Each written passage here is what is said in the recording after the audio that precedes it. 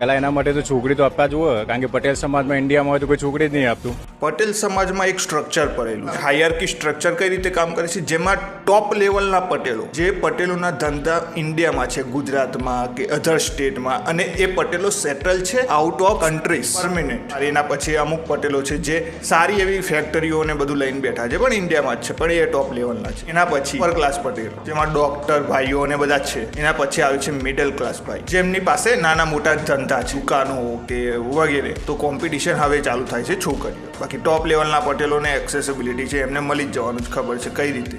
એના પછી છે લોઅર ક્લાસના ભાઈઓ, જે ભાઈઓ નોકરી કરે છે 15,000 25,000. તો પ્રોબ્લેમ અહીંયા આવે છે, જે જોબ કરતા મારા ભાઈઓ છે ત્યાં, અને થોડા મિડલ ક્લાસ ભાઈઓ છે ત્યાં. તો આ ક્રાઇટેરિયા એમને નડે છે. ટોપ લેવલના પટેલોને તો ભાઈ ખબર છે, પૈસો એમને વાપરે છે, એમના છોકરાઓને ત્યાં જઈને ભણવું હોય તો પણ, અહીંયા પણ તો પણ એમને પાસે એક્સેસિબિલિટી છે. તો હાયરકીમાં જે પટેલ ભાઈઓ નીચે છે એ 30 વર્ષના થઈ ગયા, 35 વર્ષના થઈ ગયા, હજી કોઈ મળી નથી. કેમ કે ક્રાઇટેરિયા છે ને ભાઈ, વિદેશવાળું. પહેલાં સરકારી નોકરીવાળું હતો.